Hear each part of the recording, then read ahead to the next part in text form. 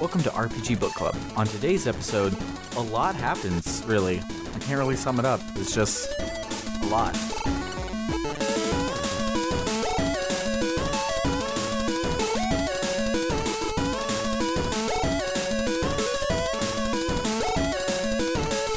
Welcome to RPG Book Club, the podcast where we play a little chunk of a video game and talk about how it makes us feel. I am Sam Allman. I am Elias Sailor Eli Warren. And I am Michael Spiffle Webben.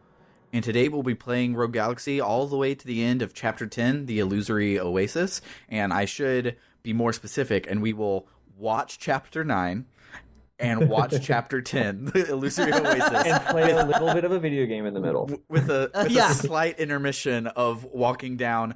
Okay, I should save this for later. I'm jumping in right now because we're talking about it already. So this first dungeon we go into is called a labyrinth and is a hallway. The towers we were in were a labyrinth. Like, that was their shtick. Like, it was a maze that you could lose. Like, it had the ability to suck in the last one. This one, called the labyrinth, is hallways that aren't actually hallways. They're interconnected rooms that only have one entrance and exit. We call those hallways usually. They're very twisty and turny, but you can't ever get lost. It sure ain't a labyrinth. Like, the hardest rooms are the ones that have multiple levels, but even those have one exit. Yeah, and so I got to one point in that dungeon, and I'm like, oh hey, on my map I can tell that this room has two exits. So I take one and I walk my way around, and then I get to another room that has another exit. So I see which one is going towards the waypoint. So I take the other one, and that loops back to that other one where I took the thing. So the one time it has a branching path, it's still a hallway, and you can't get lost. But anywho, how was everybody's week?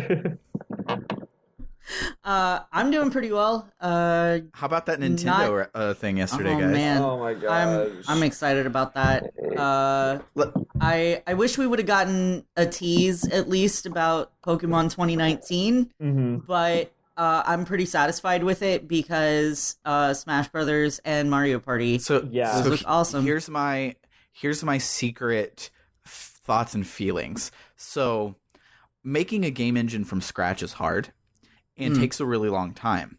I feel they had the bare bones of the engine made and were like, we said 2018, but we can't deliver on our 2018 promise. What if we just make another goddamn Gen 1 game and we pull in stuff from Pokemon Go and then make the Let's Go games? And so I feel the stuff that we're getting from Pokemon 8 is there inside of Let's Go. So every time I was watching it, I was like, oh, that's cool. That's how it's going to be in the new one. I'm like, oh. Yeah. I definitely see this as a trial run.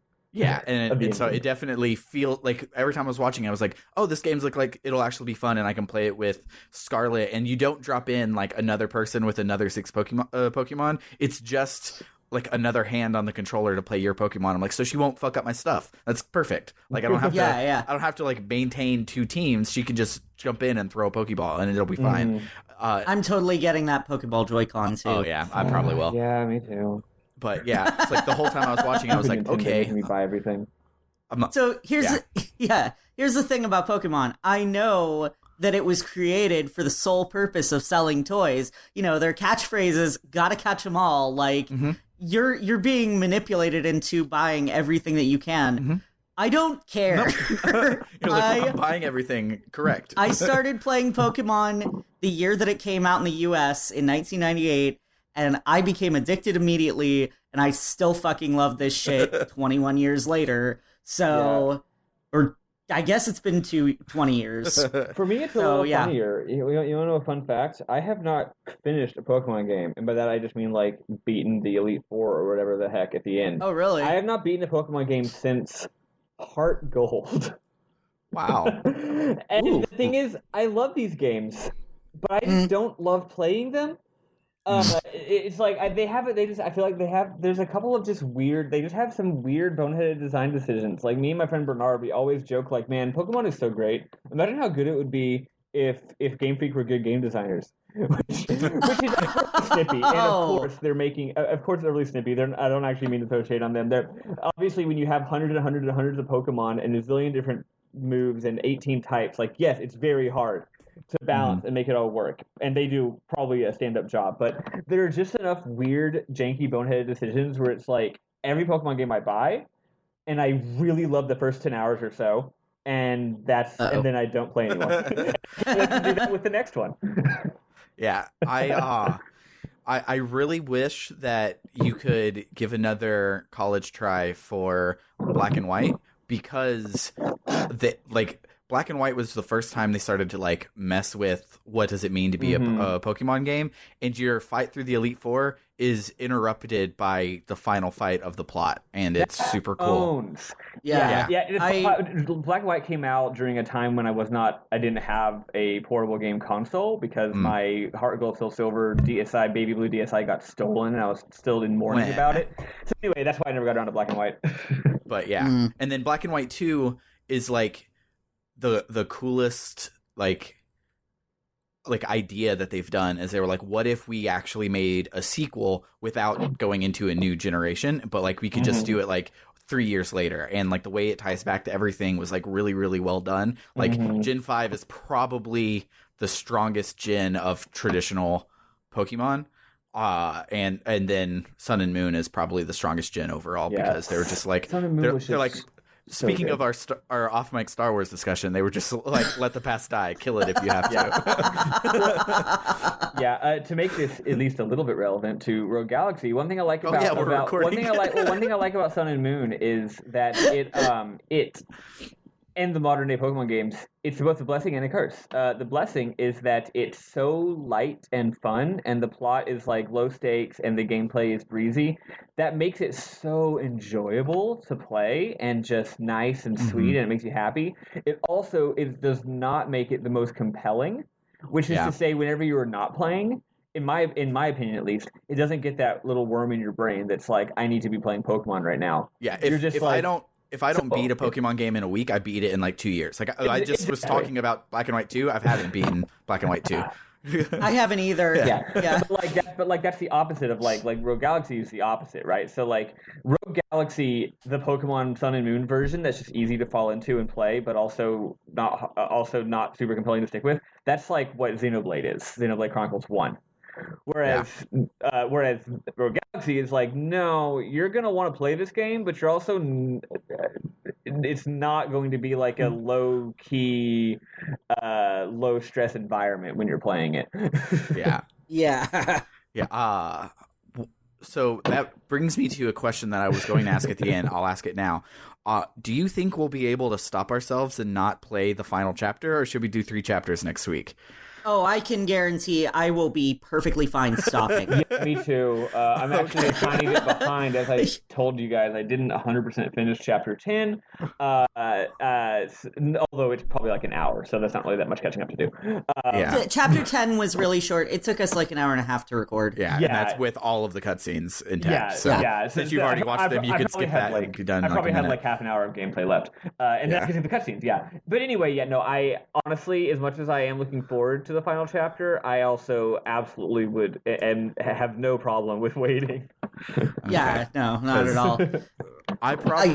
Sam can't wait. I'll probably just Sam beat it and try and like ask leading questions. I'm like, ooh, what do you think's going to happen in this last chapter? Just pretend like you didn't play past chapter 12. But that's fine. With this game, like a lot of times, Final Fantasy 15 had this problem where there was an entire chapter of Final Fantasy 15 that was walk from the inn in this town to the inn in this other town, and that's a chapter. And I'm like, well, like chapters kind of have like a beginning, a middle, and end, and this had none of those 3. But whatever, this game does that sometimes, and so I have a feeling like chapter 13 is just the final boss fight. But I'm not certain. Maybe. Yeah, but we'll see. We'll see how that works out. But okay. Let's actually talk about these chapters instead of jumping to the end 40 times like we've done. So, after collecting the key pieces, the crew moored the Dorganark in safe space and reported to Captain Dorgangoa. Oh, you say pirates, you need a safe space. Yeah. And I was like, lol. Also, last week I was talking about Final Fantasy IX and their fade to black and then tell the story in a key card. That's literally what they did right there. Like, I just read it from my screenshot of, like, not even like the story thing at the beginning. This is just them coming up like, oh hey, by the way, here's all the key pieces. The end. Get on your boat. Yeah. Next scene, please. Yeah. And it was cool. But so we're all celebrating, and we're like, man, we're the best, fuck Volcog, all that shit. And then Simon breaks in and it's like, oh, hey, someone immediately stole the key pieces from us. All the Funko Pops are gone. They were rare. We've been collecting them. Yeah. Also, I just noticed in my screenshot right here that Dorgangoa keeps his meat, like, on his chair. It's, like, always nearby for him to be able to grab his meat and eat. That's gross. He's a gross man. And his meat is probably, like, all one bottle. Freaking Baron Conan looking ass. Yeah, so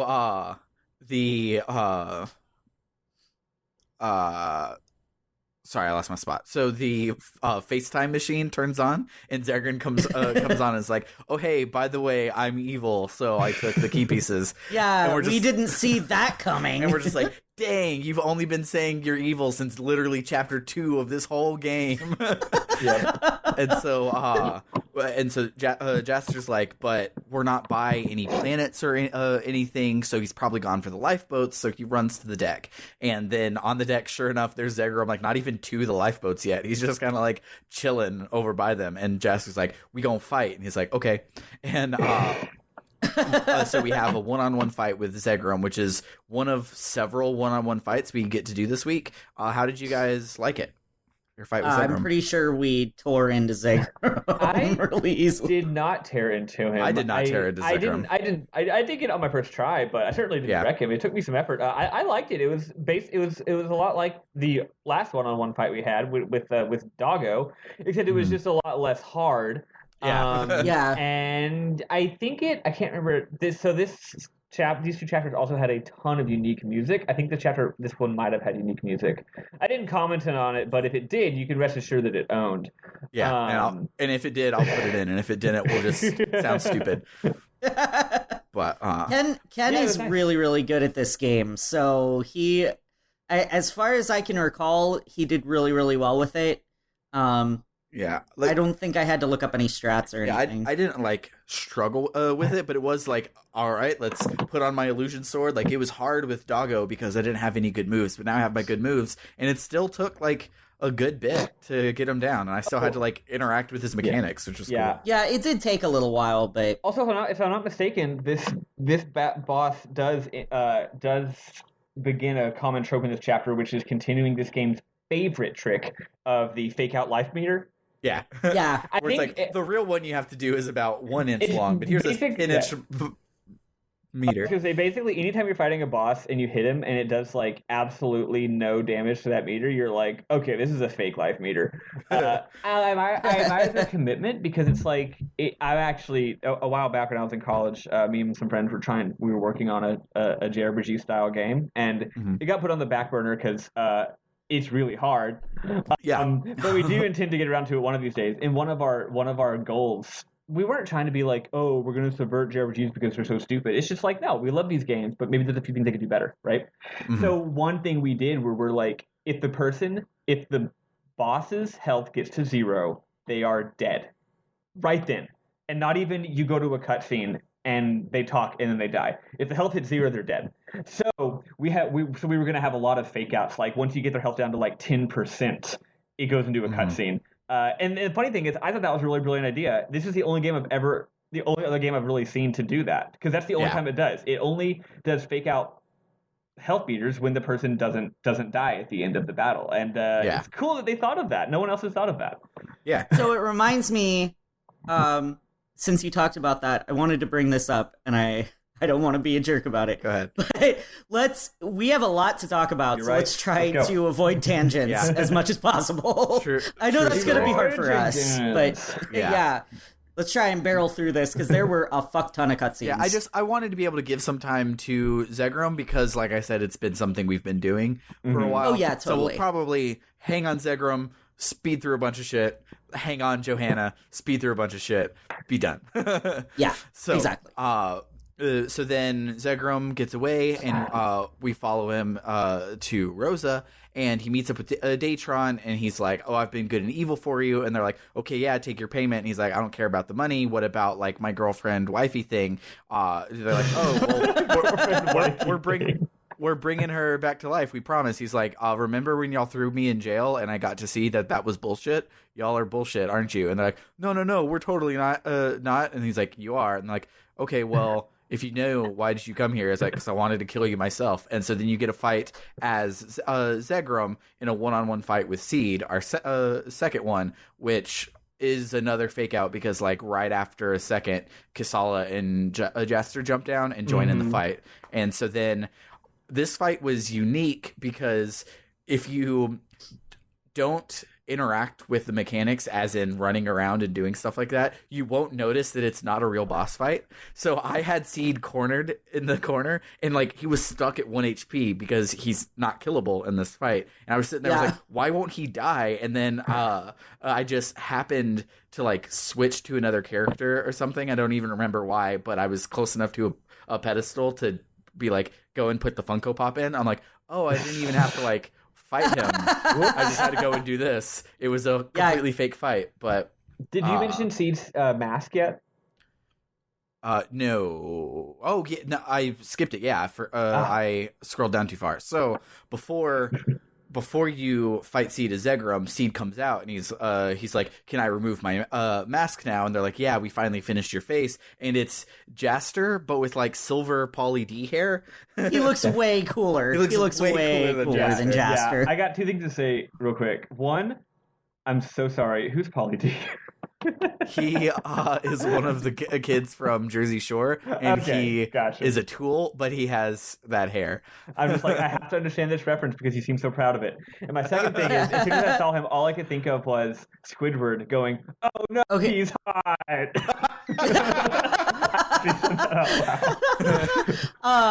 I was thinking it was like Vash the Stampede hair. Yeah, totally. That's another good one. One more thing, because this actually is important. He actually looked extremely like the main character of the game, Phantom Dust, which is funny because Phantom Dust becomes relevant again later in this chapter, and I'm going to harp on it because everyone needs to play that game. That's it. I'm done. Okay. I've literally never heard of it. I've never even heard of it at all. It's incredible. Okay. So then you fight with Zegrom, then you fight with everybody, then you put your Funko Pops on the thing. When you put the key pieces on their pedestal, a giant Rubik's Cube comes out of the tablet. And Seed is like, "This is what I've made for. This is my destiny." And he goes over to try and solve it in like this cool like Minority Report style moving shit type thing. And so then Science Man is like, the writing on the tablet was like a genetic code, so we made a human with those genes because why the fuck not? We're crazy science Batman. I love how it's like, this is the thing I was literally born for, solving a hard puzzle. I'm like, he's a nerd. So then Seed can't do it for some reason, and Volcog's like, "Oh well, back to the drawing board," and just fucking leaves. And so Seed is sitting there just like bereft, like, this is what I was made for and I can't do it. Am I just a failure? And somehow that helps him turn into like Beast Ganon from Ocarina of Time. I don't know, except with no skin. It's really weird and body kind of gross. Beast Ganon. That looks fucked up. So you then fight him. I think you fight him as everybody, and then Jaster goes Super Saiyan, and then it's a 1-on-1. I don't know if it's a 1-on-1 from the beginning. It's 3-on-1 at first, yeah. Okay, yeah. So you do 3-on-1, and he's super duper easy, and I'm like, okay, don't worry, I'm gonna win. And then it cuts to scene is like, he's too hard, and I'm like, whatever. Love it. And so then he's about to like kill Jaster, just like big old sword, and Jaster goes like, we keep saying Super Saiyan. Technically, he goes Kaioken because it's purple, but that's just the DBZ nerd in me. Also, it's reverse Super Saiyan because his hair goes from blonde to not blonde. Yeah. So he grabs it. His hair spikes up. He looks just like Seed, but like purple and black instead of white and silver, and he catches the sword like, I'm a badass now. And then you have a 1-on-1 fight with Seed, and I actually died right here the when I found out, because I accidentally got flung into chapter 9 when we were doing chapter 8. Oh, right. And so I died on this fight, which there haven't been any save points since the chapter started. So I died on this fight, and that's when it brought me back to my save point that I saw already had said chapter 9, and I just had missed it while I was going. And I'm like, that's good. And I'm like, oh, okay, I don't have to do it again. But also, that stuff was so fucking good. How am I not going to talk about it for 2 weeks now? But yeah, it was super dope. So yeah, how did you like the one-on-one fight in general? I like that it was not 100% auto win, like you died, for example. I didn't die, but it also was like you had to actually put effort in, which I think is cool because it's like even though Jaster just became like Super Saiyan God, Super Saiyan, this bad guy's really strong. So you still got to put in some effort. Yeah, it was super cool. Yeah, he was tough. But if you notice too. When Jaster goes into Super Saiyan mode, he gets 999 HP, which helps. Oh, I didn't notice that. I just think of it as a meter. Yeah. But yeah, it was a little rough, but I don't think we had too many problems. Yeah. So after the fight, Jaster walks up and just solves the Rubik's Cube like it's nothing. And he just walks up and just like blah, blah, blah, blah. And you're like, okay, well, since obviously he looks like Seed and they have the same birthmark, and they were talking about the genetic code. This is obviously talking about Jaster having the genetic code of being able to do it. Apparently, in his genes, he has those words. Yeah, he actually has the Friedrich's OLL method inside of his genes, so he can solve Rubik's Cubes really fast. Turns out that was a joke for like one person. Hey, I got it. I know a person who's a total nerd about Rubik's Cubes. Me. But so as he's doing that, Digo recognizes Jaster as the Star King, and nobody else buys it. They're like, no, this is some other mystical thing in which he can solve the Star King ruins. Yeah. It's definitely not the Star King. It's funny how they act like it's so far-fetched. I'm like, did y'all not see what just happened? Right? It's just, do you have another explanation? So we go into the ruins, and we see Burton right away, and he's just like, "Oh, thanks for letting me into these ruins. I've always wanted to do it." And he scurries off, and I'm like, "Where the fuck did you come from?" I'm like, that's so weird. But apparently, we like made an all points bulletin because there's so many NPCs in this fucking thing. And when you talk to all of them, they're like, "Oh, I'm so glad the ruins are open. I've always been curious to what's over here." And I'm like, how? Who told you? We just had this giant. We just had a giant fight. The giant Rubik's Cube was very conspicuous, maybe they just saw it. But how did they get in there before us? Like, did they just that is a good question. Be like, ooh, we didn't even see them go scary in. Fight over there. Like, let's just let them be and let's go and explore these ruins. But so as we're making our way through this dungeon, which we already spoke about earlier, it's a hallway that doesn't look like a hallway. It's really really pretty, but like dungeon design we've given up on in this game pretty much. Yeah. So as we're making our way through, Kasala starts to disappear, and she's like, something's keeping me from getting to Eden. And we're like, what do you have to do with Eden? Oh, well, and we keep walking. So it's probably nothing. So then we find a robot, but it can't talk, but it seems to like understand us. And we're like, well, like, how can we help? And we fight it, which is weird because like it turns out this actually is a nice robot, and now I just want to know, why the fuck did you try to kill us? But anywho, we had a fight with this robot. I don't remember anything about the fight, to be honest. I think I just spammed it. It was actually real cool. I think it might be really unleveled at some point for some reason because I'm doing the same strategy y'all do, but it just takes me longer. But that means I can get to see the animations, which is nice. Yeah. He's just a cool robot, man. He moves very characterfully. And it was a lot of fun. Also, to your point of them just fighting, sometimes I feel like, you know how in a musical, sometimes the characters, like the music starts playing while people are talking, and it's like, I think I hear a song coming on. They're clearly about to burst into song. It's like they're building up to it. And sometimes they'll even get meta and mention it. I feel like that's how this is with battles in this game. It's like they didn't want to fight, but then the game just like goes into battle mode, and it's like we have to fight now. It went into battle mode. Like, it's like they're compelled to fight somehow. It comes off as very funny to me. There's been a couple of times in this game, and then one time in Persona, that I thought it was one of those trick RPG fights where the person doesn't want to fight, so you don't fight them. So like I sat there and let Chidori like hit me with fire a couple of times because she kept talking about how she didn't want to fight, but you actually like had to. And so like I thought this might be one of those where it's like, oh, it's a robot, but like it was kind of our friend. Do we have to figure out a puzzle? No, the puzzle is get its HP down far enough, and then it'll talk to you. If I've learned anything from video games, it's that if you don't we want to just fight wailed someone, on it. Yeah. So exactly. After the fight, it opens up its chest, and there's a big ol' like missing component, and they're like, oh, okay, we'll go and try. Sorry. No, wasn't that funny? It got me though. Like most, like the jokes that get me aren't necessarily funny. They just have to be like at the right time, and they get me. I'm your guy if you want jokes that aren't funny.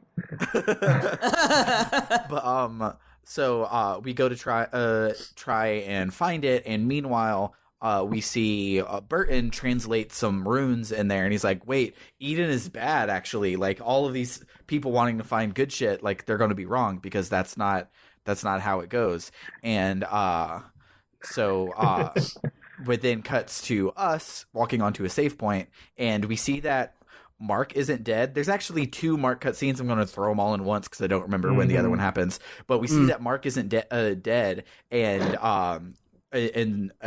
some police dude is walking in and sees Pistachio say Mark to the thing, and he's like, but what were you doing? It's like, oh, I was just watching porn or something. Like, it's a big deal. I was watching pornography. He said specifically that he was talking to Steve, but I like the porn thing more. and so he's like, okay, well, that's weird. And so then later comes back, is like, you're under arrest for shoving the soul of a boy into a robot, because that's fucked up. We have a law about that. Yeah. And it doesn't matter if it's your own child. Right? It's bad. You shouldn't do that. And so Mark comes to the realization. He's like, look, I'm just data. My dad can't go to jail. He also, it's really creepy that for like 10 years now he's been stuck on me just being dead and shit. He really needs to move on. So I'm going to grow up and actually kill myself and delete myself by giving Steve a hug for some reason. And plus I have a really weird complex about looking like the berries and cream lad. And so Mark kills himself to keep his dad from going to jail, and then in like Pistachio still did the crime. The police are just like, well, good enough for me. Crime's over. So what are we going to do about it? Not only that, but evidence was destroyed. Yeah, that's like super illegal. Yeah, it's like, you're cops. Aren't you supposed to just, it's your word against his, aren't you supposed to just arrest him with no evidence, and that's fine because you're cops? Aren't you supposed to just be, I guess cops aren't corrupt in this world. Like, if the cops can fucking throw Catman into jail for no good reason, so much that the public doesn't even know where he is, you can fucking throw Pistachio in jail for, like, you seeing a crime, like, you are witnessing it happen. You have 3 cop eyewitnesses seeing that it happened. You're right. That's a good point. So, so Mark finally killed himself. We thought that he had before, but he really did now. And finally, right? So, we don't escape those meanwhiles, though. Yeah, so I was expecting, for some reason, because Jaster was accepted as part of the crew. He got a revelation flow item to unlock his the second half of his ability board. I was expecting something like that for Steve. Oh, and yeah. Now I'm just like, what was the this was good. It was emotionally made me care about Pistachio and Mark and Steve and everything, but not in a way that ties to the plot. So I'm I don't know, why is this even a thing? But maybe it'll come together later. But so far, it seems totally unrelated. There was that thing about Mio spying on Datron, which we still haven't seen, and so maybe that will be a thing here in a bit. But so far, it's just okay, well, Steve just became his true self or whatever. Give me something for it. But These cutscenes so far have only existed to interrupt my saves, and it's annoying. Yeah. Also, I gotta say, like, if they're trying to make it be like Datron's evil, well, first of all, duh, we know. Second of all, I don't know. Don't put the soul of people into robots. That doesn't seem like an outrageous law to me. Yeah. No. Yeah, not at all. So, so back in the ruins, we fight a giant sand squid, which, yes. like, this is the one that makes me, like, upset that I'm too good at this game, because this had, like, the coolest boss fight mechanics so far in the game. Yeah. But those boss fight mechanics were easily cheesed by the fact that we have super strong AoEs and then also Illusion Sword. Mm-hmm. So the boss comes out, and it's like this mushroom-shaped giant squid thing, and it has a titload of like tentacles, and you can't damage the squid until you take down the tentacles, but all the tentacles count as separate mobs, so all you have to do to take down the mobs is use one of your strong AoE spells, and it kills all of them. And then the squid falls into the sand, can't attack you or do nothing, so you turn on Illusion Sword and you whack it on its head for like 2 Illusion Swords, and it's gone. And I'm like, this was so cool, and I cheesed it in like a second, and that made me really upset. But so when Ken and I were doing this, he kept thinking, for some reason, he's thinking the monogamy shot is gonna come back. It's gonna come back. I'm gonna have to use this I thing. really wish it would. Like, he'd been using it on mimics, because you can use it on a mimic and then just jump on its head and it dies. What the fuck? Are you kidding me? Wait, I didn't tell you guys that? You've been holding out on us. Yeah, so, if you use the monogamy shot on a mimic, you just go and jump on its head over and over, and then it's dead. I love that. That's cool. like, it's a super easy way to cheese the mimics. That's super cool. I'm upset. But you guys haven't been watching my Let's Plays then, because Ken definitely did that. I pop in and I like skim it, but like I don't want to play the game an entire twice, because that's how long it would fair take. enough. Yeah. So I go through and I like check on like, oh, let's watch their boss fights, and oh, let's watch like what they say when this plot point happened and stuff. But I skip over almost all of the dungeoneering part. Yeah, next time a mimic comes up, whip out your monography shot and just jump on it over and over and over, and it's pretty great. That's super great. I think I'm out of mimics because I've cleared out almost all of the game so far. But if we see one on Eden, that's what I'll do. Yeah, there you go. Turns out anyway, the mimics. Yeah. Kasala's just the mimic princess. Spoilers. They can be a mimic. They can look like anything. Yeah, that's true. That's true. They just always pick treasure chests. But anyway, yeah, he was like, no, I gotta use a monography shot so I can get up onto its head and I can attack it. I'm like, look at its legs. Its legs are going dark. Attack the legs. And he was like, no, but the monography shot. And so finally I got him to attack the legs. He was like, and it like fell down into the sand, and he's like, oh. Yeah. But for some reason, we didn't think to just AoE the legs. So he was using Illusion Sword over and over on them, which worked. Yeah. It was effective, and it didn't make the fight any more difficult. It just took a little bit longer than it probably would have if we AoE'd. Yeah. Also, Starling to Venus is fucking amazing, and we should have used that. Whose board is that on? That's on Kasala's, and it's linked with Lilica. Okay. I think I might have that one. I don't know. It's the Sailor Moon move. Yeah. That's what we've been calling it. Nice. Not only does it AoE, but if it doesn't kill everything automatically, which it should because it's OP as fuck, if it doesn't kill everything automatically, it freezes them. Nice. Nice. Yeah. It's super sweet. I have been using Missile Squall level 3 because it's ridiculously overpowered. That's a really good one. And on top of that, it doesn't require the clovers or the roses, which we finally can get in this chapter. Like it just was super easy to get, and it takes like 44 AP, and I think I already have a couple like efficiencies unlocked for Simon. So it's just gotcha. It's ridiculously strong, and they know it, and they make it expensive, but then I can just cheese it by throwing him a potion every fight. And so like it does like 12,000 damage to every mob on screen, and it's ridiculously strong. And I apologize. We got off on a tangent. yeah, because of you this time. Damn it! It's all my fault. All along. But yeah, so the fight was really cool, super easy to cheese. But when you kill the squid, it had eaten the robot part somehow for some reason. So we take it back to Ragnar, the robot, and that apparently was like his vocoder, because now he can talk to us instead of fighting us. And he's like, "Oh hey, what's up, Kasala? You're the princess of Eden." But I don't know it as Eden. I know it as Mariglin. And Eden is French. And I a lot of things. That's why it's dangerous. I think because English is like Japanese.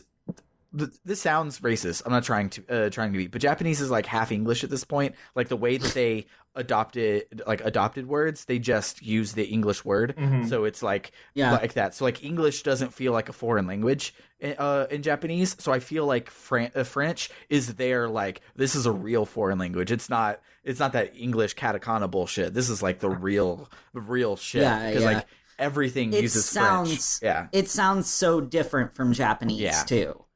So I think that's kind of why, like, Mitsuru spoke French. Bebe was French. The Eden is French. There's an entire anime that I love. It's called Glass Fleet. That the main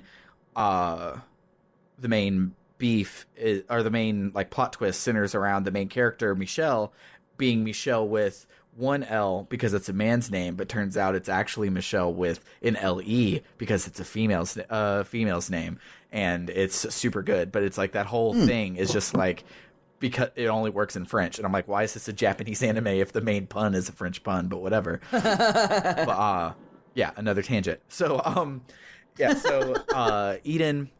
She's the princess of Eden. Her real name is Rayearth, and they dropped her off in the like a main like hyperspace route so that she would be found by Dorgan Goa. I wrote in my notes, I'm like, thank God Dorgan Goa doesn't fuck. It looks like it would be very unpleasant for everyone involved if he did. Yeah, so Kasala's adopted, and Ragnar's like, hey, we need you back on Eden. Here's a key. It'll turn this tablet into a Stargate and take you back to Mariglin. And we're like, okay, cool. And as we leave, Burton shows up into that room, and he's like, hey, guys, wait. And Ragnar turns around and kills him. Yes. So Burton's dead. I died. Again. It's so funny. I would love, though, if, like, we just saw him kill Burton, though technically off screen he killed Burton. It cut to black before it happened. I would love if we find some ruins on Mariglin, and Burton shows up and just like, oh, boy, I love some ruins. He's like casts all over, like he's in like a full body cast and wheeling around in a chair and... Or he's a ghost, and then he comes back again, and then dies again. It's funny. It's funny every time. I'm here for it. Yeah. So when we get outside, Volkog has brought the Emperor to Saugen, is just like blowing up, and he's like, "Hey guys, give me the key," and we're like, "Okay, take it. Stop killing my hometown. That's pretty easy. Yeah. We don't actually care about Eden that much. Like whatever." And then Raoul is like, "No, you have to protect the starry sky that you love so much." And I'm just like, is Jasper like that in love with the idea of space that was the like turnaround, like don't save the hometown or anything like that? It's just like, but no, remember space? Isn't space so cool, Jasper? Don't you want to protect space? Like he's just 5 years old. He loves space so much, why doesn't he marry it? Hey, well, he clearly is in love with Kusala, and Kusala is like space, but face the person. So yeah, so we'll see. We'll see. But so Raoul is a badass, actually, which like it's such an overused trope that like I'm a priest because I did dark shit in my past and I don't want it to come back to me. But every time I see some priest be like, now it's time for me to whip out all my super badass weaponry that I've had for forever, I'm just like, hell yeah, that's so cool. But like, oh yeah, it's everywhere. It's a time honored trope. It goes all the way back to our main boy. St. Augustine, like, yeah, you become a priest because you're actually the worst possible person and you want to stop, and the only way you can think to stop being bad is to literally take a vow of celibacy and enter a monastery. Yeah, that's pretty much what happens. So Raoul has like this magic-y space sci-fi staff thing, and he presses the button on it, and it's like this giant EMP that's like about to crash the fucking ship. So instead, they fucking shoot him with like a surface-to-air missile type shit. Yeah. And It seems like overkill. yeah, he gets fucking destroyed. Yeah, like completely wrecked. One of my favorite like shots in the game so far though was Raul getting wrecked, because he just like, it's like ragdoll physics in a game that doesn't have ragdoll physics, and he's just like being thrown through the air in like slow motion, and it's super beautiful. But it's just like, fuck, dude, like you could have just like leaned out your window with a pistol and accomplished the same thing. You didn't have to blow him up. Yeah, I'm honestly surprised he didn't just get vaporized Right? from that. But Yeah. that guy's a badass. Like, he still lived for a little while afterwards. Yeah. So you get a really good Lion King Simba moment, and like one of like Summer laughed at it because she had no context, but I loved it so much. Like Mansha, who started to hate Jaster because he's just like, no, I'm the first mate, and then Jaster's like, but what about this idea? And he's like, okay, cool, fuck Mansha, let's do what Jaster says. It's like, he's a comic character, hates Jaster, all of that stuff. He turns away in sadness when Jaster's having his Simba moment with Raul, and like that was super powerful to me, and I don't even know why. Like, Yeah. I loved Which it makes so much. him more sensitive to understanding than Kasala. Yeah, he just was That's like, true, stop being yeah. sad. We have She literally shit to do. slaps him. She's like, "Bam! What the fuck are you doing? Why are you? I don't get it. I don't get it." Yeah. So Yeah, I was kind of annoyed at how Casala. so like it's pretty funny. going back through my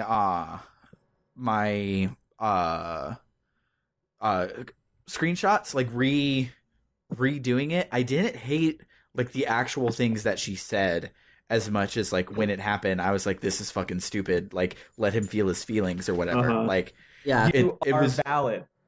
yeah, it was way better this time, because it was almost like you're sad that you lost your family, but we're your actual family. Like, you Right. still have all these people that care about you, which was like really good. And like, she Yeah. had to slap him because she tried to do the like, I'm just going to be here for you thing. Like, let's just talk about the stars and like just be normal. And he gets up and is like, nah, fuck you. And she's just like, look, dude, like we care about you. Mm. And I liked it a lot better in reviewing it for my notes, but it was very just like, you just slapped a man was at his dad's funeral. Yeah, it was a bit of emotional whiplash, but Uh-huh. the things that she said were not bad. Yeah. Like, it's actually just weird writing. Like the concept of it was fine because it came off as like, because what she's saying is like, you're not alone, right? But she compares him to herself, so she's like, Yeah. oh, you're all alone with no family. Guess what? So am I, bitch. But the Yeah, thing like, is, it's like, without okay, that yes, line, we have that in common, okay. but you Yeah. also didn't have your dad literally die in front of you 5 seconds ago. Yeah. and also you just found out you're a princess, so Yeah. Like, if she wanted to have thrown in that thing, or if she would have just said, instead of being like, me too, like, we're in the same boat here, like, I'm over it, why aren't you over it, which is what it came off as. Yeah, She would have been like, came off. no, everyone here loves you. She's like, I don't have actual parents, but I was with Dork and Goa and he raised me as his own. Mhm. And I have all these people, and these people are our family. These people are your family. Like, that would have been a better way to get through it. But instead, she's just Yeah. like, remember me? I'm sad too, I guess. I just found out I'm the magical space princess, but it makes me sad. You know, Sam, I've looped around to liking it now. You know why? Because, so basically, she wanted to do something nice and say the right thing, but she just said it in a dumb way. But eventually, she looped around to what she was trying to say, and it worked. Haven't I we like. all been there? Haven't Yeah. we all Yeah, that's tried true. to be comforting to someone, but just words are hard and you screw it up. Yeah. But then Yeah. eventually you're I like, said a no, thing look, I'm that trying to just- be nice here. Yeah. yeah. Actually, so we were talking She's about just a like dumbass, like how we are. didn't think Kasala would have her chapter yet. This was definitely Kasala's chapter, and I think Mhm. they delivered. Like, I really like Yeah. Kasala as a person, especially after this sad scene, and then when she goes with you into the desert here in a Yeah. sec. Like in real It life, only took 60 hours of gameplay. like in real life, you don't always until- have the perfect anime speech, you know? Yeah, That's true. That's very true. yeah, wish. I like it a whole lot. It definitely did make it more human. And I mean, they easily could have gone the route of her being like, be a man. And I'm glad they didn't do that. That is so very good. Yeah. Yeah. So when she had slapped him, she knocked the pendant out of his hand, and so after their big like we love each other thing, the pendant starts to glow, and it's a map to the desert, which like it keeps cutting back to Raul saying like this pendant will guide you. He was literally being like, this is a map. Yeah, it wasn't a metaphor. And so it points out to the middle of the desert, and we're and Kasala's like, look, like the whole Eden thing is happening, but you need to feel your feelings right now. Let's go on this life quest and let's go to the desert. And Dorgango is like, no. And then Kasala is like, tough. And he's like, okay, you're right. So go ahead. and so we make our way out to the desert. In the desert, we see the poor people that we've been following this whole game again on yet another They're dead. They are ghosts. Tired of them. And so this time it felt like we were going to have emotional thing, and I thought that spoilers were about to happen because I've been waiting for these spoilers to happen because they were spoiled for me, but however haven't happened yet. And so it's just like, okay, let's go home instead of trying to find Dad.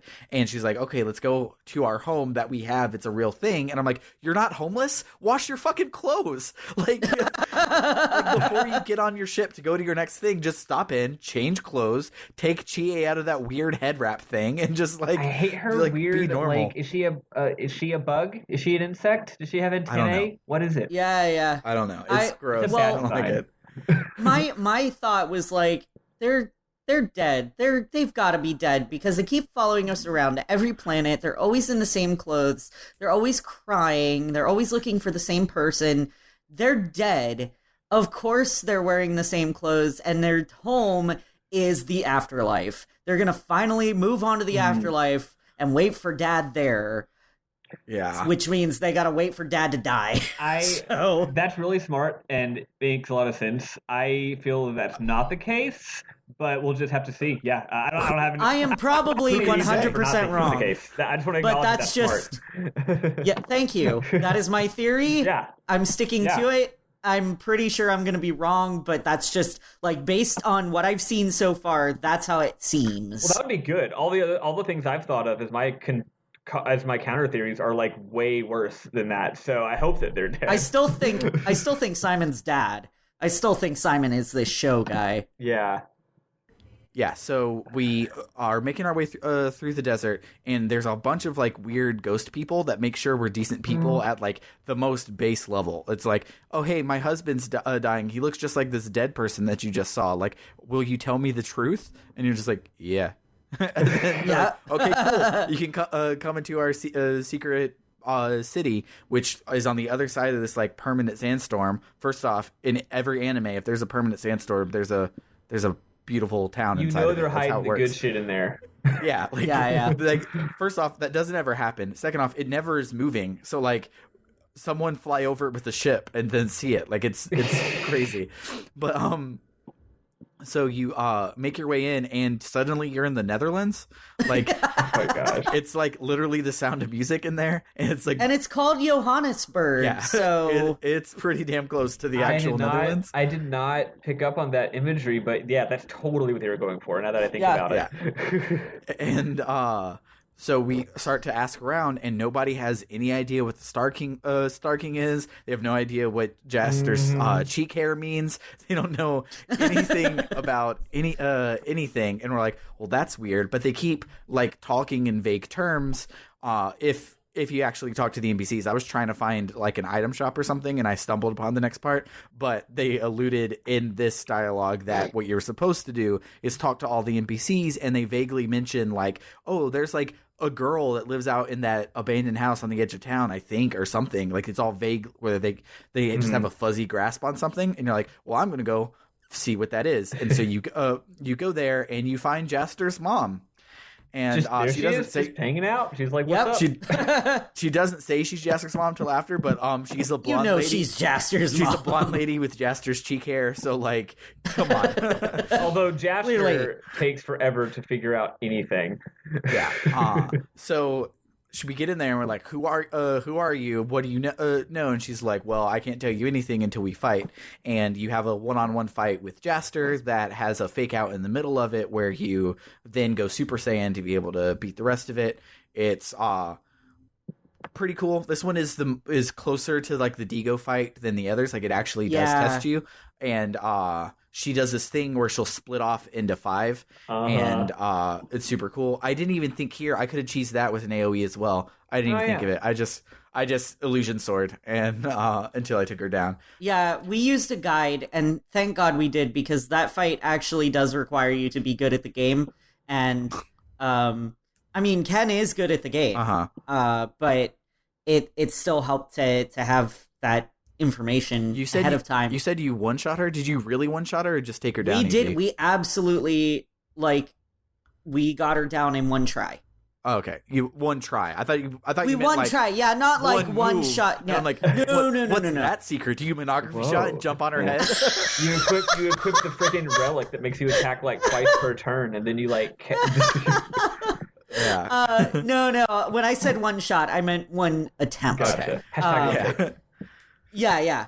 Salmon joke. But yeah, the guide that we had said to use Desert Wind level 3 anytime that the ads were up, and it was really challenging. I had to pay attention to Ken's health bar, because if he was playing alone, he would have definitely died. Yeah. Because there were a couple of times where it was like, heal. That's one of the biggest reasons is I'm so used to nothing touching me in my mob fights that in boss fights, and because I have go all out on, so my dudes heal for me all the time. Oh yeah, because they just throw me the thing, and so. But when you're alone, you don't can't have do that. So I'm just I could just tank this, and then it's it does the thing where it throws me a bone and saves me at 1 HP. It's all right, this wasn't supposed to kill you, but go and save yourself now. I'm just what? Another round of illusion sword? Let's do this, guys.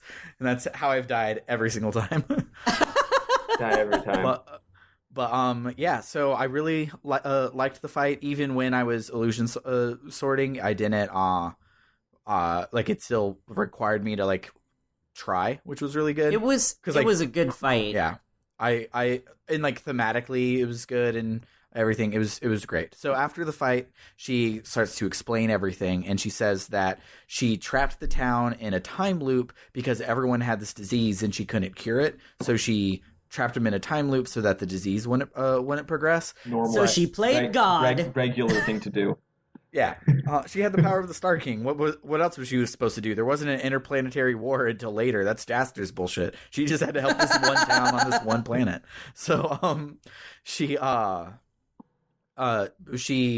as part of that had to remove the town's memories of her, but because they loved her so much, they named the town after her, and everyone always has fond memories of her. That's why they had oh yeah, Johanna is right outside of town, I think. Who's Johanna? I don't know, but go over there. Everyone has vague memories of her or whatever, and so she then tells Jaster that she is the descendant of the Star King, and so is Jaster, and it's Jaster's destiny to bring hope to the people again. And then she starts to disappear, and Jaster calls her mom. And this is a tangent, but it's a planned tangent just because this is something that gets to me in every RPG. Calling someone your mom or your dad is an earned thing for me. Mm-hmm, totally. A lot of my friends are from broken homes, and so you have your mom and Tony or something. You have your mom and then a stepdad whose name is his name, and his name is not dad. Yep. And so then when you call him dad for the first time, or yeah, this is my dad, Tony, or something like that, that then means something for the first time ever. Yeah. And Jaster's who is this lady out of nowhere? I'm just going to call her mom. I'm I don't think she counts. I 100% sure I thought the same thing. Actually, when me and Bernard and other people were writing my video game, Dinosaurs in Pakistan, I wrote a scene towards the end. I'm not the main writer, but Bernard was hey, you write it, and then I'll just rewrite. I'll just touch it up. It's just a writing process that we have. And I did that. There's a dramatic revelation, and a person says mom, and Bernard explained to me, and as soon as he said it, I was yeah, you're totally right. It's you don't call someone mom 5 seconds after meeting them, or dad. It's weird. Yeah. And I've always remembered that. And it always bugs me as well. Totally agreed. and then here in a second, spoilers, Jaster then meets his dad and doesn't call his dad. He still calls his dad by his name, which is crazy. He does to me, say you're my dad. But still, even then, you think he would say you're my father, you know? Yeah. It's weird. It's weird. But that might be that might be an English thing. So it could just be like the fact that this wasn't written in English. Yeah. So, but then the localizer still should have realized he should at least call her mother, right? Yeah. Like. Yeah. Yeah. Mom. Or like they do a thing where they replace, because like in Japanese, if you give a shit about a person, you never call them their pronoun, you call them their name. And so in Japanese, they do that all the time, where they're taking out just saying people's names over and over again to put in pronouns and stuff that makes sense. Like there, they could have taken out Okasan or whatever, or haha or whatever he actually called her right there, and instead say Johanna. Like it could have, like, they didn't have to do that at all. They do it in the reverse all the time. But maybe Jasper just bonds really quickly, like a dog. Maybe he does. So, no, actually, this is all Kasala's fault, because he hadn't bonded with anybody, and she's like, "Look around, we're all your family." He's like, "Okay, family could be people I just met." So everybody in my general area, like if you're within 10 feet of me, you are my family now. So then he's like, Jasper's not very quick on the uptake. Let's be real here. Like he sees a butterfly and he's like, "Is this my mom?"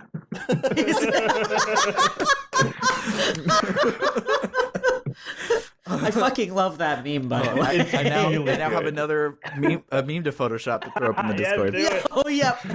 But, so outside of Johannesburg, I don't remember why, but we get like pushed out of Johannesburg. I didn't have any screenshots for this. I just remember it happening. I don't really know why, but it was one of these things that the narrative for Rogue Galaxy and the gameplay don't care, because they like go outside of it. Remember? Yeah. So it like disappears vanishes because it it's all pushes the us time out. loop stops or something. Yeah, and then in addition, they're like, weren't we just in a town? Like their memories are a little foggy of it, but you can go to a fucking save point and teleport back into Johannesburg. Really? They don't give a shit. I didn't realize you could do that. Yeah, the game doesn't care about its own narrative, and it's kind of awesome for that. But how else are you going to go to that one shop? Right? That's true. And so, so then outside, Desert Claw is like, okay, cool, you've awoken your destiny as a Star King. My work here is now done. And but you didn't do anything. And goodbye. And so he's like, oh, so actually, way back in the day, I stumbled into Johannesburg and I boned the shit out of your mom. So I'm your dad now. Okay, it takes him way too long to explain it, and he's like, I met a beautiful woman, and I fell in love. We had a baby. At the very end, he's like, and that baby was you. And Jasper's like, that baby was Albert Einstein. Fuck your mom. Do you need to explain that means that the baby is you? Yeah. Well, the whole time he's doing this, I'm like, I fucking called it. In like episode 2 of our Let's Play. Yeah, like, he's fucking Jasper's dad. So Spiff's throwaway joke has been Desert Claw, who's definitely our dad. Like, for me, the whole, like, he didn't feel like he would be your dad. I was expecting him to be like our Alfred type thing, to be like, oh no, I was 0% joking. We've been watching over and like doing stuff, and there were a couple of things that like made me think it was actually like a mentor relationship and not like a father one. And so then the big reveal of Jasper's parenthood came first with his mom, and I'm like, aha, Spiff is wrong. It's he's not his dad. And then we go outside, it's like, I am your dad. I'm just like, this has been a roller coaster. Also, I gotta say, his whole like, I'm your dad and here's why I wasn't there for your whole life explanation, pretty weak. Yeah, I was gonna say, that too. Better. He should have just lied and made up something better, frankly. Yeah. I did have a couple of times where I was like, well, maybe Desert Claw isn't Jasper's dad. Maybe I was wrong. And then it happened. I'm like, this game is super predictable. Oh my God, wait. He ditched his kid for years. That's why they call him Desert Claw. Desert Claw. Yeah. But his excuse was that he knew that he was not good enough to raise you by yourself, and he didn't. Since Johanna wasn't there to raise him as the next Star King, he needed to go and fill Johanna's shoes. So he gave you to Raul to raise you as like a good human, and then he would go and find all the Star King stuff to raise you as a good Star King. Sorry, did you mention why Johanna's not there? Oh, no, I did not. So he's our dad. They boned, and then they were going to leave to go and raise Jaster. But when she left, they wanted to go to space. Yeah, when she left the time loop, she died to the disease because she had contracted it and didn't know. Mm-hmm. So she died to the disease from the town once she left the time loop, which was sad. Yeah, but yes, yeah. So Desert Claw leaves to go and learn all the Star King stuff, and so he did, and that's why he came back to like help you on your quest and everything. And he said that the Star King once ruled the galaxy, and he came around to end an interplanetary war, and now the world needs a Star King again, and that's you, Jaster. Now go through the literal Stargate and go and do the thing. So you do that. Yep. Well, or at least we will do it. Yeah. I don't. So I think what we did. I think where I told us to stop. Did y'all stop right there? Or did y'all do one more thing? No. There's some cutscenes on the Dorgan Goa, but remember they give you the Dorgan Arc. They give you a very clear, like, literal point of no return, yes or no. So I hit. Yeah. Well, I didn't get this far, but this is what we decided to do. You hit no, and then you save.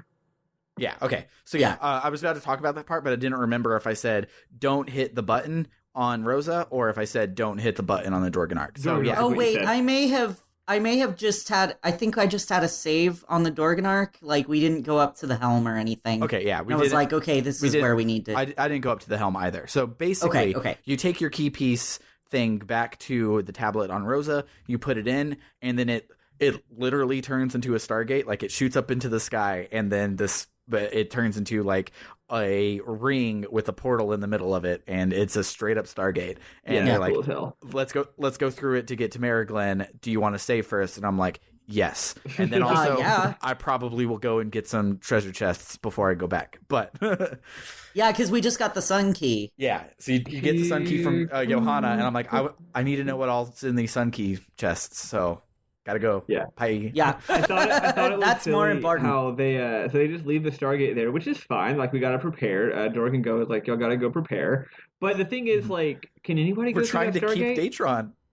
Could Datron just can anyone go through the Stargate? Could Datron just fly their ship through it while we're dicking around? Like, see ya, bitches. So like, I've slightly been spoiled on a set piece that will be happening eventually because our Twitter background that I found, which was the only HD Rogue Galaxy background on the internet, and it's really cool. But it's the Emperor and the Dorgan Arc in outer space shooting each other, which has not happened yet. So either as we fly to the Stargate, it'll happen there, or we'll be at Eden and it'll happen in that other galaxy or something. Oh yeah, I'm sure they're going to go through. Oh yeah, you actually we elided the fact that it's another galaxy. That's really cool, and they explain that really subtly. When they tell Kasala she's a princess, I just want to bring this up because I really liked it. Mm-hmm. When they tell Kasala she's a princess, it's actually really subtle, good writing. Instead of saying like you came here from your home planet, he's like I brought you here from another galaxy, and it's like that's so cool because it's like at this point we didn't realize the game like that's. Another galaxy is way huger, because the space between galaxies is enormous, right? So, like, that's just way more dramatic than just like, oh, you're from another planet. It's like, oh, whoa, she's really special. Whoa, cool. Mm-hmm. Which I thought was super dope. But, yeah, that's where we stopped for the week. We will only play two chapters next week. I mean, you guys will probably only play two chapters next week. You will definitely play more than that. Yeah. How about you just do hunts? And you know what, Sam? If you want to play the game more after doing 2 chapters, just do a bunch of Insectron. That's satisfying, right? No. I'm inclined to agree with Sam there. So we were trying to like stay on task and cut out tangents, and we barely made it to an hour, and that includes the part where my mic died. Yeah, you did a good job. Go team. Maybe we should have done a few more tangents. Yeah. Maybe we... well, one thing I actually did want to bring up, and this is related to earlier when we found out about Zegrim's girlfriend, wife lady. I'm a little annoyed at how often this game is using women as a tool to progress the male storylines, because they did the same with Rosencaster. Yeah. And Elf Lady, like with Doggo. So like it seems like we have a couple of girls on our team, but it feels a little more like they're meant to be the token women. Like, Lilica is the token badass woman, and Kisala is the girl who is meant to fall in love with Jasper. Even more, she's the magical plot girl, which you always have. That actually makes her less of a character. Like, the fact that she's plot relevant and is the magical princess, it means that she's not a person. She's just a plot point. She's a plot element. That's one thing that, like, a lot of writers get trapped into, especially male writers who don't realize they're doing this because they do it like on accident because it's ingrained in us or whatever, where they know that writing a strong female character is important, so they write Buffy Summers and Willow, whatever Willow's last name is, and also Cordelia and Angel, not in Buffy, but I'm getting bogged down. So you write these main party members that are well written, rounded, and everything, to then only use every other female that comes along as a trope to further it's like you have to try really hard to do it right a few times, but then you default, like, your default is that their plot point, which that should not be your default. No, absolutely not. Well, and it's weird too, because, like, you kind of know that Kisala is there to be the love interest for Jaster, but they have no chemistry. They make, like, no... I don't know. I like when you said that earlier, that how could they be in love? Like, it's been fairly obvious for me. So I don't know.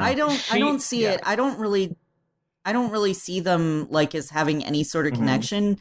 And then we got this ability for Jaster that is a link with Kisala that says something like, the strength of their love binds them together and defeats enemies. And I'm just like, where did this come from? Okay, they've never, like, made any mention of caring about each other in that way. See, like, for me, like, I don't feel you have to have a Mamoru and Usagi style, like chemistry thing. Like, the fact that him and Kisala are just so vulnerable with each other, and, like, always, like, from the minute he comes out to, like, meet her for the first time, she's just like, you look like you might be faking it and you have something on you, and, like, she can just, like, get to him, and, like, that's, like, a very real, like, love thing. And, like, you can have it with your friends and whatever, but the fact that like I see them as having chemistry because, like, Jaster isn't vulnerable with anybody except for Kisala, and the whole time throughout the whole thing they've had this been a thing ishness to them, and them having this, like, heart to heart at night on Rosa didn't end with and I love you, but I didn't feel it needed to say it because it kind of was, like, there already. Oh, I'm sure they'll say it eventually. Here's the bisexual take on this. Ooh, let's hear it. I'm like that with all my friends. I'm always like that with everyone because my friends are very important to me. If I, like, I don't know, I don't feel like I have to be in a relationship with someone to be vulnerable with them, and I don't feel like I have to, you know, because if that was the case, like, if I was only, I don't know, I guess pulling bisexual into that was the bad route to take, but like, I don't know, I don't feel like they have to be a couple to be that close to one another, and I'm. Yeah, like I said, you know, I'm just like that with everyone. I don't think they have to, but I understand that they do, because you said that you're like that with everyone. That means you're emotionally mature. Jaster's a big thing is he wants to go to space. He is not emotionally mature. Okay, fair enough. And so it's like as a person who like I've been super shy my whole life. I've, like, very, very rarely opened up to people. I was one of those fuckboys that would say I'm an open book and then wouldn't tell you anything. Like, I would answer questions but then not ever give you the opportunity to ask them. Like, I was very much, like, not emotionally mature. And so then, like, I met Summer, and I just like see her. I'm just like, hey, do you want to like look at all these skeletons in my closet and like help me decide what they mean? Because like I want to do that with you. And like I see that with Jaster and Kasala, where like yeah, he has a good friendship with everybody else, but like the fact that they linger on it with Kasala and not other people means that like for me this is their like love, but it's a love of friendship that develops into a romantic love and not a separate thing where like I don't think Usagi and Mamoru will be friends if they break up. I know they won't because of like destiny or whatever, but like they are a romantic relationship 100%. There's not necessarily like the friendship that goes underneath it. And for Kasala, like I see it developing as a like strong friendship that then becomes a romantic love as it goes on. And I really like it actually. The reason I realize I brought bisexuality into it is because like if like I have the potential to be in love with any one of my friends because I am attracted to pretty much everything. I have no like you have a body, it's hot. Like there you go. If you have a body, I enjoy it. And I mean, I guess technically people would call that pansexual, but more people understand what bisexual is, so whatever. In the end, your identity is your identity, and if you prefer the word bi, that's all on you. Yeah, exactly. So like to me, it's like I don't know. I guess it's just a straight person thing where it's like, well, there's this guy and this girl, and of course they're vulnerable with each other, and because they're vulnerable with each other, it must mean they're in love. It's not like they can't just be friends with each other because, reasons. That's definitely an element of it, especially when it comes up in a trope in media. Yeah, and to be fair, I wasn't saying that I think that they are in a lot of love right now, but being spoiled that their love is eternal and that thing, I buy it. Like I buy it here. I'm not opposed to it happening because I see all of these things. I still thought that like the only reason they would be getting together would be tropiness and like it had the opportunity for them to just be good friends, but like because it took me to that point and then it's like, oh, they're in love at the end of it. I'm like, cool, because they're like, besides she saying she liked his eyes at the very beginning of the game, they haven't really flirted. And so as far as sweeping intergalactic romances between a king and a princess can be, I felt that this one was on a really good foundation of like caring about each other, which you don't usually get. I mean, look, at least she didn't say that. At least she didn't confess her love for him after he like killed a bunch of sand people, and not just the men, but the women and the children. Like, so you know how when a bunch of people will ship a queer couple or ship people as a queer couple, like because they talk about their emotions like once. Okay, yeah, Finn. Okay, let me talk. Let me explain. Sorry, I got you. So you know how? Okay, let's go with Finn and Poe from the Force Awakens and Last Jedi. A lot of people started shipping Finn and Poe. And a bunch of straight people will come in and be like, why can't they just be friends? Why does it always have to turn into gay shit? Blah, blah, blah, blah, blah. That's how I'm feeling right now. Like, why does it always have to turn into straight shit? Why can't they just be friends? Like, I agree that it would be better if they weren't. And I'm like a little sad that they ended up together. But the route to getting them ended up together, I have enjoyed way more than like Tifa and Cloud and stuff like that. Well, I don't know Tifa and Cloud because I've never played 7, but I do know, like, I get what you're saying, where it's probably like it was very sudden, or that it was very clear that, they had a romantic bond. And I mean, like I said, I could tell that in some way Kasala was probably brought in to be Jaster's girlfriend at some point, but it was still something like I was holding out some hope that they were going to be really close friends and that, there wouldn't really be any romantic sort of entanglement, at least not in the game. They could totally get together, but it doesn't need to be any sort of focus in the game. Because I like them as friends. I think they work well as friends, but then it's like, oh, no, they are actually in love. And what we're also talking about all of this because of that gameplay thing of the flavor text of that move. And we have to remember that the designers didn't talk to the writers until the last day that they shipped this game. That's true. So the writers may not give us an explicit "I love you" at the end. Like, maybe they wrote that flavor text was just like they're in love, right? It'll go the Korra and Asami route where they just kind of hold hands and look at each other lovingly, and that's it, and it's subtext. Yeah, like maybe it's subtext, and the game designers were just like looking at the notes, and they're like, "Oh, they get in love at the end. Let's make a love superpower." I'll continue holding out some hope then. Yeah, that could totally be the case. And have either of y'all played Xenogears? I turned it on way back in the day. I had a copy of it, and I never got around to actually playing it, but I know that we will play it on this podcast. Gotcha. So that game, my favorite game writer, Tim Rogers, once described it as the best game of all time and the worst game of all time put in either side of the Large Hadron Collider and smashed into each other. Which is a pretty good point is, if you play Xenogears, you know that it is very obviously a big influence on this game. And the thing is, this game inherits a lot of the good things about that game, but it also inherits all of its problems. And that game's like obligatory love interest because she is girl is like literally why Bernard got furious and stopped playing the game 20 hours in. Because he was just so fed up with it, and that ends up look forward to that episode, guys. And that ends up developing in a cool way, but it takes forever. And it's like when you look at art, anytime something happens in art, there's actually two reasons for it.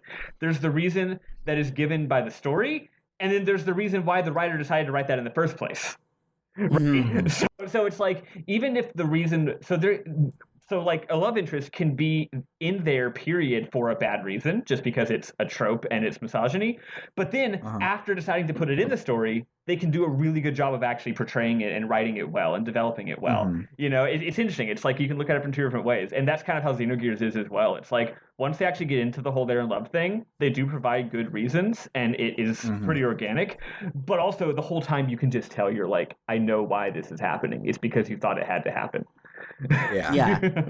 And that may be like what I'm feeling here as I'm like, well, yeah, they were going to do the trope because the first thing we did in the game was go down to an underdeveloped planet and kill their god. So like we've been on the trope train this entire time. So me just like, how were they going to do it has been my main like ever since like in the middle of chapter 4 when Rogue Galaxy started to get good. It still was tropey the whole way through it, but like how they came to the tropes and the way they put the tropes together became the interesting part of the game for me. So the interesting part of the game was not like, oh, this guy hates his past and he has to leave his wife behind. It was no, like Digo's relationship with Angela and Gale was like so rich, and that was what I cared about, not the trope of like, because like I call Digo's character in every RPG a Malik because that's the name of that trope in Tales of Grace's F. He's this old guy, mentored you when you were younger. He doesn't want to fight anymore. He's never going to pull out his blade ever again. And then in the climax, he pulls out his blade like that. That what a twist! That character, like I hate all of the Maliks in like every game I've come across. I especially hate all of them in the Tales series. Like he comes out, like we're playing Berseria right now, and your first party member in Berseria is the Malik of that game, and he comes out and he has this big old sword on his back, and he refuses to use it because of some emotional thing or whatever, and I'm just like, God damn it, like another one of these. Here we go. But like Digo is that character in this game, and he's my favorite fucking character because the way they got through the Malik story was so interesting. And so like, yeah, Kasala is magical space princess girl love interest, but she got there from a really interesting like non-romantic start. Yeah, because she could have got on and they could have been flirting the whole time. And even Jaster, when he first comes on and Simon's like, oh, you're trying to go bone Kasala, and he's like, no, I just wanted to thank her for being there for me. Yeah. And so like the whole time like, it's been non-romantic. So I think when that's that happened, I kind of latched onto it and was like, cool, maybe they'll form a close friendship. They could eventually turn into love, but it's not going to be the focus of the game. And I mean, it hasn't.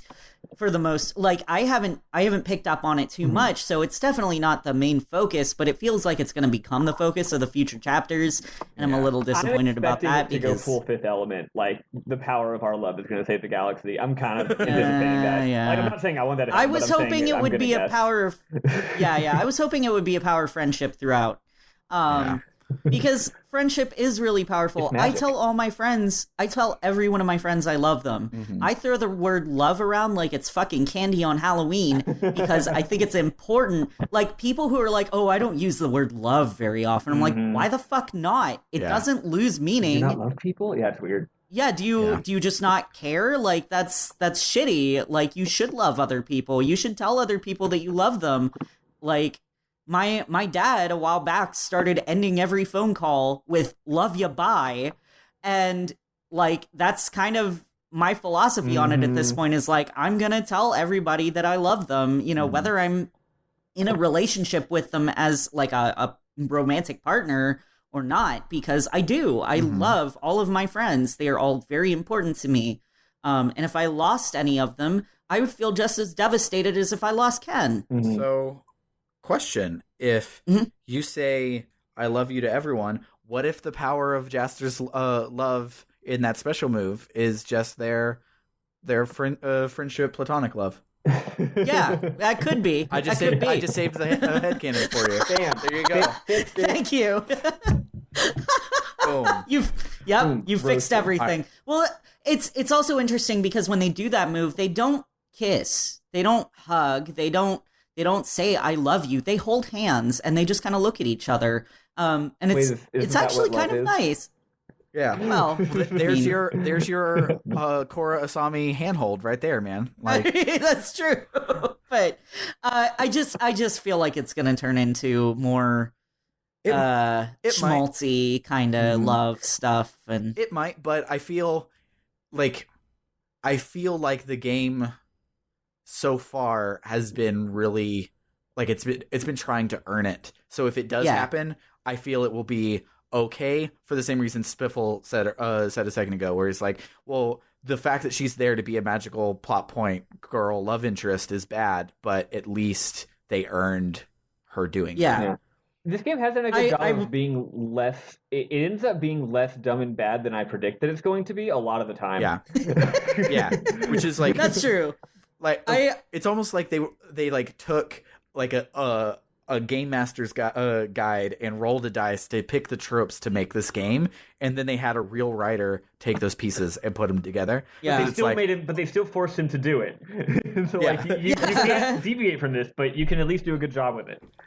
Yeah, that's definitely kind of how it feels. Which, like, in the end, is making, like, Rogue Galaxy isn't up there in my top 10, but like, I think I would recommend it now just because it's feel good. Like, all the tropes feel like home, and when you're getting from trope to trope is like interesting and fun. Also, I got a lot of respect for them. They're clearly trying very hard. Yeah, and I don't know. I'm like, really, I like come full circle because I was super excited, and the chapter 1 made me really happy. And I said I'm going to love this game specifically for the combat, the boss fights, and the level design. But hilarious. I've actually come around to the plot and not to the stuff that I liked about chapter 1. But like, it's like I'm fully in love with the game again. Like, I remember you and Tuxedo Ken, Eli, you said in like chapter 3 on your Let's Play, you're like, imagine waiting 15 years to play this game, and then this is what you get. And like, I was right there with you. Like, I felt like the same sort of way when we were first starting it out, and I was like, it's not my favorite game of all time, but like, I'm excited to like play it and see where it goes. But now that I'm getting through it, if I had to pick an arbitrary bucket for it to be in, it might be in my top like 50 games. Like, it's like up there. So and I could totally see that. We'll see how the ending goes. The ending could be like the third act of Star Ocean 3 and just plummet it on my list, no matter how much I enjoyed the beginning. But yeah, I accidentally spoiled that plot point last episode, and so I apologize. I didn't even call it out as spoilers. It's a really big one, and like I said just now, it made me really angry. So I apologize to people who listened last week and had that spoiled for them. Don't go back and look for it if you missed it. But I spoiled or do if you don't care about spoilers like me. I'm just like, whatever. The plot twist is so fucking stupid that I feel like inoculating yourself against it ahead of time might actually be better, frankly. Might actually be better, yeah. I played the game after having already Save heard yourself the big spoiler, the pain. and I feel like I'm actually happy. Also, I hadn't played Star Wars 1 and 2, so I had no investment in the world or anything. Yeah. So I was like, this is a really stupid twist, but A, I already knew it was going to happen, and B, I don't really care. So I wasn't as mad as, but I was like, I can see why somebody would be really mad about this. Yeah. Sometimes it can help to get emotionally prepared for something. Yeah. So I will say that on my PS2 memory card that I still have, my most recent save in Star Ocean 3 is the save after you find out that twist. I literally stopped playing because of that. Fuck this game. Yeah. So, yeah, we'll see like if that how happens people on felt these after last Mass few Effect chapters. 3. Yeah. So, wait, speaking so of if there is a horrendously stupid Star Ocean 3 level twist, predictions. What's it going to be? Oh, what could tank this game? Oh God, it would have to involve a tonal shift. Like if this game became edgy for edgy's sake, which it hasn't been. Like in a game about space pirates who kill a lot of people, like it surprisingly hasn't been an edgelord. Like everyone's been positive and everything like that. So if this became like a body horror edgelord, like Reaper main type ending, like that would bother me, but I still feel like you gave me 10 chapters of positivity. Like you can have a dark ending and get through it. Like Final Fantasy VIII has like a lot of like power of love, power of friendship, we've been friends this whole time thing, and then you get to the end and it's a really trippy headcanon like time loop bizarreness at the end, but it was okay because like you made it through like 80 hours of friends. Bizarreness. Yeah. I think that here's my prediction. So Kasala and Jaster are gonna fuck, and Kasala's gonna get pregnant, and then she's gonna have a miscarriage. No. It'll be like first it'll be just Jaster standing up, and then it'll be Jaster in the hospital, and this I saw where you were going with that immediately. I was like, and then finally at the end of the game, Jaster's going to be in the room, and Kasala's going to be laying down horizontal, and she's going to be crying. It's going to turn into Lost. Is this the game? First audio loss? Just make sure to go all the way through it, because I was like, I have to describe using words. I knew immediately what you were going for. Like before you even started. Wow! Congrats to us, world's first audio loss. That's so good. Let's make sure that we compress this data before we save it, because we wouldn't want it to be lossless. Yeah. Die in a fire. Sorry. I'm so sorry about everything. So yeah, what about you, Eli? What would tank it for you? Well, besides the obvious, turns out that Lilica was a man, and everyone's like, "Ooh, that's gross. You can't be in her party anymore." Oh my god, that would destroy me. I would just be like, "Fuck everything about every RPG on PS2. I'm never playing again." I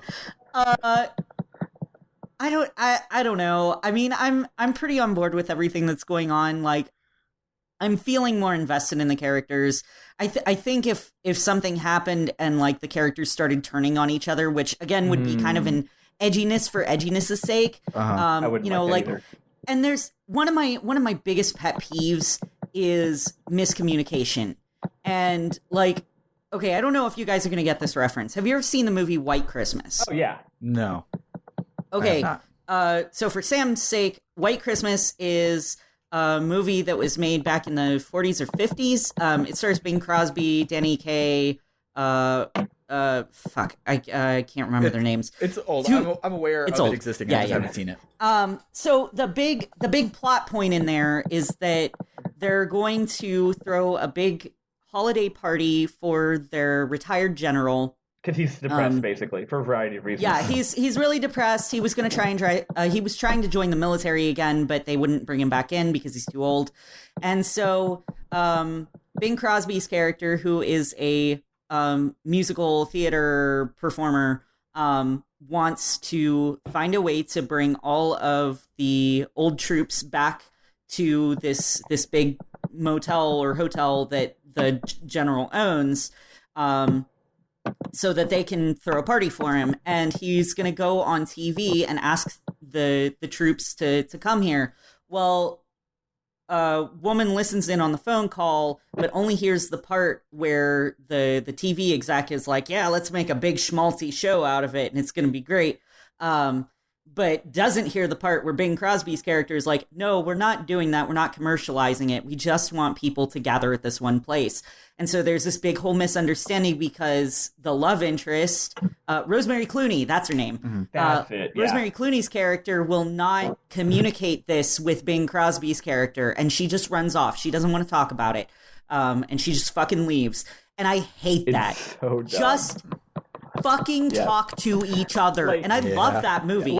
I fucking love that movie. He's doing a really nice thing. She has it a little bit wrong and thinks that he's a huge asshole. And if he just explained, like, no, your information is actually incorrect, then there'd be no conflict. And the funny thing about that movie is, like, 90%. The reason I like the movie is it's like 90% of the movie is like no conflict at all. It's just people having a nice time and doing songs, singing and being songs. Friends. And I feel like some of the screenwriters is like, oh shit, we forgot to put a conflict in this movie. but it's so non-committal. It's like the conflict happens and is resolved in probably about 15 minutes, and then it just goes back to being nice again. It is so unreal, because it is so ridiculous and not actually believable. It's like even the people making the movie couldn't actually commit to this conflict making any sense.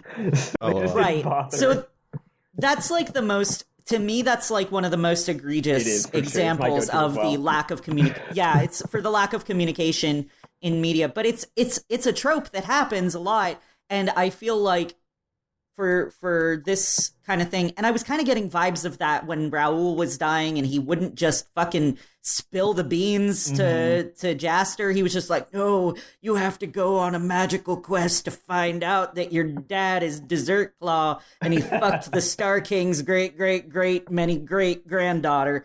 But like, just talk to each other. But if they have some sort of communication breakdown that causes them into this horrible fight with each other, I'm out. Yeah, I don't want that. I want no part of that. Not in line with the point of this game, which is that they're friends and it's nice. Yeah. Right. So I don't think at this point that they're going to have that happen, but that's like an absolute worst case scenario, aside from, oh, Lilica has a dick and it's funny and gross. Like that would also destroy me. Yeah. What would make me really happy though is if Lilica had a dick and that was it. Yeah, that'd be cool. Like cool. All right, I'm glad to have learned this information. Yeah. I'm glad that she's being her true self. That's awesome. Yeah, good for her.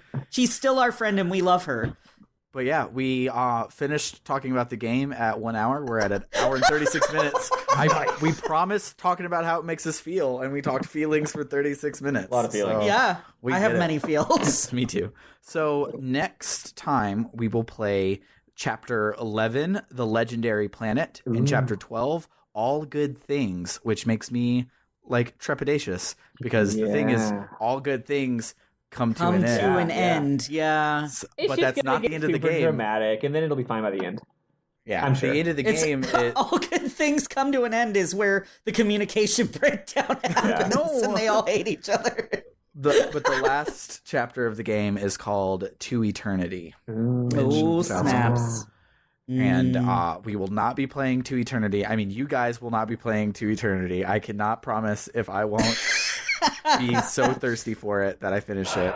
But just don't spoil anything for us. I won't spoil anything. And if I do, I'll just make sure my internet goes out again. Oh, here's an idea, Sam, just as a quick reminder. In the next couple chapters, without spoiling anything for us, if we get to things that you've been were previously spoiled on, you should let us know. That way we know when we're past the same was spoiled on this phase. Because, you ever do a media where you heard one spoiler, and you're so relieved when you actually get to that spoiler, because you're like, from here on out, I'm good? Yeah. I always love that. I will. If it's not a side quest, because the fact that they went back to their... Because it's about... the people, and I said this like way back on the thing, so the poor people. So if it gets like since they went back to their home or whatever, there's a chance we have to go find that to get the end of it. So I don't know if I'll ever do it. If we get to the end of the game and it never happens, I'll just spoil it so you don't have to go back and side quest for it. Oh yeah, Ken mentioned that he was spoiled on that as well when he was looking something up. Yeah. It happened to me because like the way we got spoiled is because it's a really cool way that they do it. Oh, really? But Nice. It's annoying because they do it with that. I'm looking up a list of just information and there's a spoiler in the information. You're being so vague. Yeah. They do it with that. Yeah. But yeah, I got really good at not telling spoilers because I saw Infinity War 3 weeks before my wife and roommate did. So Oh shit. I had to get real good and creative about, well, how was the movie? It's like that thing that Thanos does when, yeah, it's the thing in the movie where the stuff happens. And then Spider-Man. Wait a minute, Spider-Man's in that movie. What? I got great at spoilers, not telling spoilers, when me and Bernard played through the Danganronpa games. Because those games, they're so good, and when you play them, all you want to do is just scream constantly about them. So we would like trade off, like literally, like I'm at work and he's playing, he's at work, I'm playing on the same copy of the game or on our individual copies. So it's like, I've got to tell him what just happened. I've got to tell him, and then I'm like walking into the room and I'm about to say something, and then I'm like, oh, you're not there yet. Never mind. That's beautiful, but. Yeah, so that's about all of our feelings for the week. It's not. We're probably going to continue to talk about our feelings in the Discord, but that's all about the feelings that we'll record for the week. Yep. So if you like what you hear and you want to help us cover hosting costs and game costs, you can find us on Patreon at patreon.com/rpgbookclub. We also have merch, but the merch store is down right now. So if you go to bit.ly/rpgmerch, right now to 404, I'll probably fix that by the time you even hear this, to be honest. So nice. Yeah. But if you want to just hang out and talk to us, we have a Twitter at RPG Book Club, an email at rpgbookclub@gmail.com, and our Discord that has the link in the doobly-doo, as well as on our Twitter and on everything. And next week, as I said, we will be playing chapters 11 and 12, which are the Legendary Planet and All Good Things. I'll look up here in a second. Actually, this is the one that I use, so I can just find it right now. Where like a good safe place is or something? Yeah, so where the good safe place. So let's see. There is a boss battle with let's see. There's a boss that, so you will reach a point at the end after a boss battle, and you'll receive a key item that's a something of kindness. Okay, this is the name of the item. When you get that, there will be a scene, and then you can save. So okay, when I get kindness, save as soon as I can after that. Lied. That's the end of chapter 11. You should have played the whole damn game. Well, that's helpful for my Let's Plays, so thanks. So the end of chapter 12, actually, it will ask you a big question, and after you answer the question, you will receive a 7-star sword, and that will be the end of chapter 12. When you get another legendary sword. And you can save after that? New weapon. And you can save after that. Cool. Okay, cool. Awesome. Easy. So that's where we'll stop, is after you get the big old magic sword. So great. For RPG Book Club, I have been Sam Allman. I've been Elias Sailor Eli Warren. And I'm Michael Spiffle Webbin. And toodaloo. Bye.